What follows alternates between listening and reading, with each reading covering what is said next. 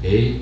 Niya asa man ta nagbuha ani, ingon na po ta nga nagtumo-tumo sa atong pagtuo kay dili man diay nagsumikad kini sa gitawag nato kanang Biblia. Okay? Now, atong hinumduman isip mga Katoliko nga adunay duha ka gigikanan sa ato ang pagtuo. Okay? Ang mga nasulat ug wala nasulat. Okay?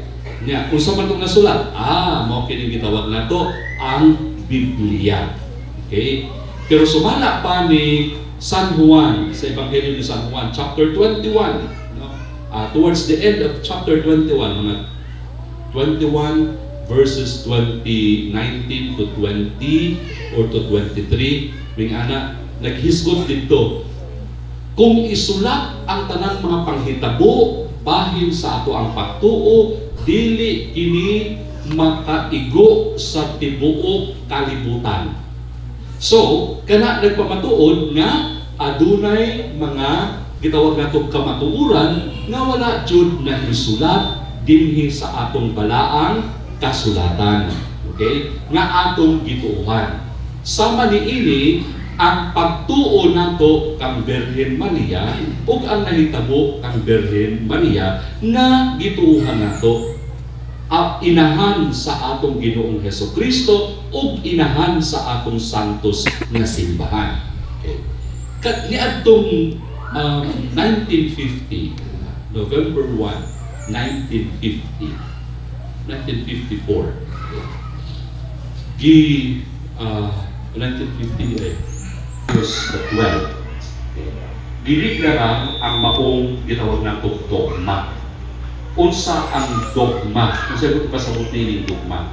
Usa ka pagtulunan sa simbahan nga gituuhan sa tibuok sa tanang katawhan nga nagpamatuod sila nga mao kini ang kamatuoran. Okay? O gideklara nga declare kung pasabot ni simulat, no, simulat o gipamatud-an sa atong Santo Papa, define sa atong Santo Papa nga dapat tuuhan natong tanan in November 1, 1950 pinaagi sa usa ka papal bull Munificentissimus Deus kini nagproklama sa dogma sa Assumption.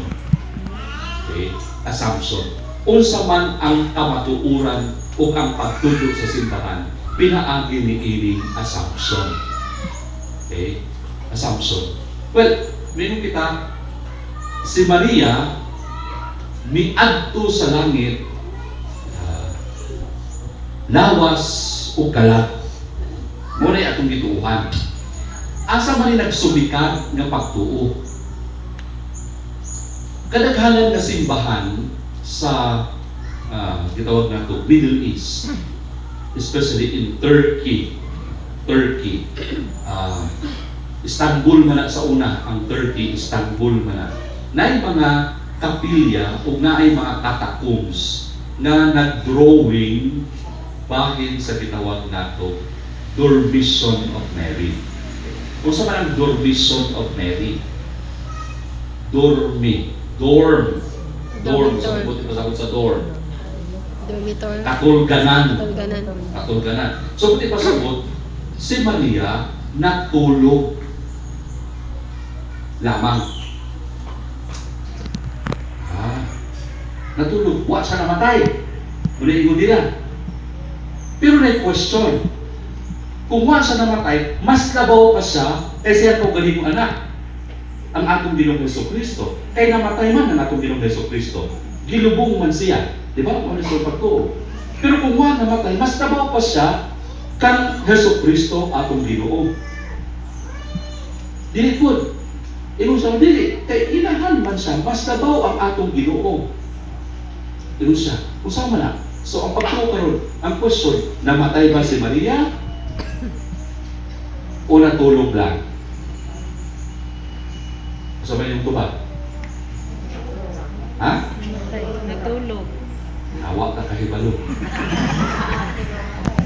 Pero, diingon sila dili kini tungod ang dogma o Immaculate Conception, dili kini tungod kay si Maria Gamanan, kung dili nadawat kini niyang usa ka talagsaong grasya tungod sa iyang pagkainahan sa